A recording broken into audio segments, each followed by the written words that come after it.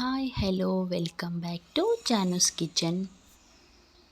ರಸಮ್ ಇಲ್ಲ ಅಂದರೆ ಊಟನೇ ಪೂರ್ತಿ ಆಗಲ್ಲ. ಬನ್ನಿ ಮತ್ತು ನಮ್ಮ ಮನೆ ರಸಮ್ ಹೇಗಿದೆ ಅಂಥೇಳಿ ನೋಡ್ಕೊಂಡು ಬರೋಣ. ರಸಮ್ ಮಾಡ್ಕೊಳ್ತಾ ಇರುವ ಕ್ವಾಂಟಿಟಿಗೆ ತಕ್ಕಂತೆ ಹುಣಸೆ ಹಣ್ಣನ್ನು ತಗೋಬೇಕು. ನಾನು ಮಾಡ್ಕೊಳ್ತಿರೋ ರಸಮ್ಗೆ ಇಷ್ಟು ಹುಣಸೆ ಹುಳಿನ ತಗೊಂಡು ಇದನ್ನ ತೊಳ್ಕೊಂಡು ಮತ್ತು ನೀರು ಹಾಕ್ಕೊಂಡು ಇಟ್ಕೊಂಡಿದ್ದೀನಿ. ತುಂಬ ಚೆನ್ನಾಗಿ ಹಣ್ಣಾಗಿರುವ ಈ ಸೈಜ್ದು ಟೊಮೊಟೊ ಹಣ್ಣು ತಗೊಂಡು ಅದರೊಳಗಡೆ ಹಾಕಿ ಸ್ವಲ್ಪ ಸೈಡ್ಗೆ ಇಡಿ. ಈಗ ಒಂದು ಮಿಕ್ಸಿ ಬೌಲ್ಗೆ 1 ಟೀ ಸ್ಪೂನ್ ಕೊತ್ತಂಬರಿ ಕಾಳು, 1 ಟೀ ಸ್ಪೂನ್ ಮೆಣಸು, 1 ಚಿಟಿಕೆ ಮೆಂತ್ಯ ಕಾಳು, 1 1/2 ಸ್ಪೂನ್ ಜೀರಿಗೆ ಹಾಕ್ಕೋಬೇಕು. ಜೀರಿಗೆ ಇಲ್ಲಿ ಜಾಸ್ತಿ ಹಾಕ್ಕೊಂಡ್ರೆ ರಸಮ್ ತುಂಬ ಚೆನ್ನಾಗಿರುತ್ತೆ. ಒಂದು 4 ಬೇಡಿಗೆ ಮೆಣಸಿನ್ಕಾಯಿನ ಹಾಕ್ಕೊಂಡಿದ್ದೀನಿ. ಬೇಕಾದರೆ ಗುಂಟೂರು ಕೂಡ ಹಾಕ್ಕೊಳ್ಳಿ. ನೋಡಿ, ಈ ರೀತಿ ಪೌಡರ್ ಮಾಡಿಕೊಂಡು ಇದನ್ನು ಸೈಡ್ಗೆ ಇಟ್ಕೊಳ್ಳಿ. ಈಗ ನಾವು ಆಗಲೇ ನೆನೆಸಿಟ್ಕೊಂಡಿರುವ ಟೊಮೊಟೊ ಮತ್ತು ಹುಣಸೆ ಹುಳಿನ ಚೆನ್ನಾಗಿ ಈ ರೀತಿ ಕೈಯಿಂದ ಕಿವುಚ್ಕೊಳ್ಬೇಕು. ಇದನ್ನ ಚೆನ್ನಾಗಿ ಕಿವುಚ್ಕೊಂಡು ಇದರ ರಸ ರೆಡಿ ಮಾಡ್ಕೊಳ್ಳಿ.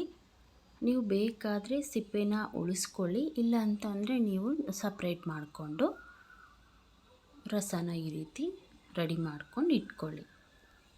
ಬಟ್ ನಾನು ಇಲ್ಲಿ ಯಾವುದೇ ಸಿಪ್ಪಿನ ಟೊಮೊಟೊದಾಗಲಿ ಹುಣಸೆ ಹುಳಿದು ತೆಗಿತಾ ಇಲ್ಲ. ಹಾಗೆ ಕಿವುಚ್ಕೊಂಡು ರಸ ರೆಡಿ ಮಾಡಿಕೊಂಡು ಇಟ್ಕೊಂಡಿದ್ದೀನಿ. ಸ್ಟವ್ ಮೇಲೆ ಪಾತ್ರೆ ಇಟ್ಕೊಂಡು 1 ಕಪ್ನಷ್ಟು ಇಲ್ಲಿ ನಾನು ಆಯಿಲ್ನ ಹಾಕ್ಕೊಳ್ತಾ ಇದ್ದೀನಿ.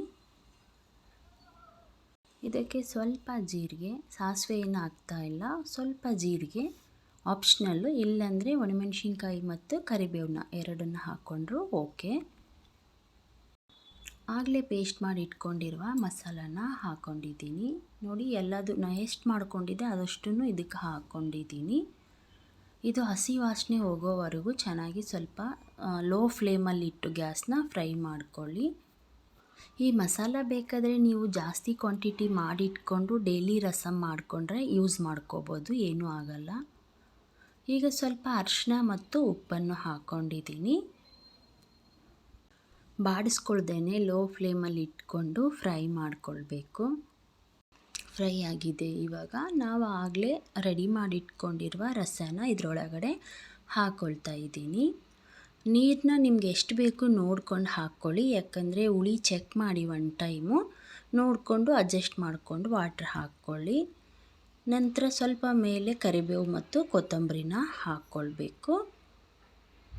ಹೀಗೆಲ್ಲ ಹಾಕ್ಕೊಂಡಿದ್ದೀವಿ. ಒಂದು ಸ್ವಲ್ಪ ಇದು ಕುದಿಯೋಕ್ಕೆ ಬಿಡಬಾರ್ದು. ಜಸ್ಟ್ ಈಗ ನೋಡಿ ಸ್ಟಾರ್ಟ್ ಆಗ್ತಾ ಇದೆ ಕುದಿಯೋಕ್ಕೆ. ಹಿಂಗೆ ಒಂದೇ ಒಂದು ಹುಕ್ ಬರಬೇಕು ಅಷ್ಟೇ. ಜಸ್ಟ್ ಹಿಂಗೆ ಇದು ಕುದ್ಕೊಂಡು ಹಿಂಗೆ ಮೇಲೆ ಬರುತ್ತಲ್ವ, ಹಿಂಗೆ ಬರೋದೇ ನಾವು ಸ್ಟವ್ನ ಆಫ್ ಮಾಡ್ಕೊಂಡು ಬಿಡಬೇಕು.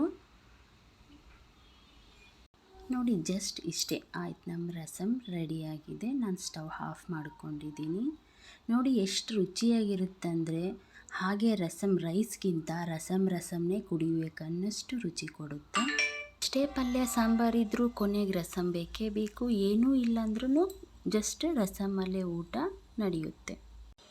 1 ಟೈಮ್ ನೀವು ಈ ರಸಮ್ನ ಟ್ರೈ ಮಾಡಿ ನಿಮ್ಮ ಕುಟುಂಬಕ್ಕೆ ಪ್ರೀತಿಯಿಂದ ಬಡಿಸಿ. Thank you for watching.